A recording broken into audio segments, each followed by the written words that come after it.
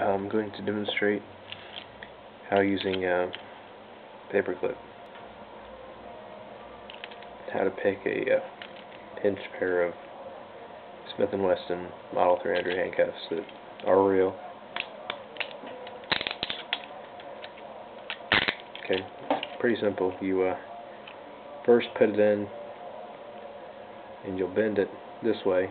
You take it out and you'll bend it this way, and it'll kind of give you an angle like this. You can pretty much figure it out. It's not really that hard. You put it in here at the top,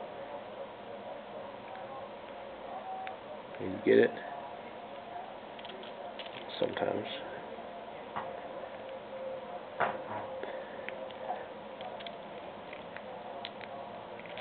Hold on.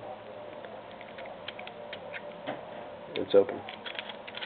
So these are actually what the police are carrying.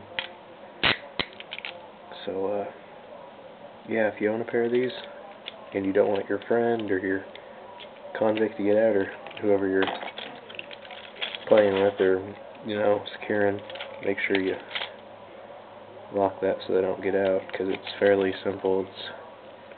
This is a way that magicians use if they have a real pair. There's nothing wrong. They're brand new, so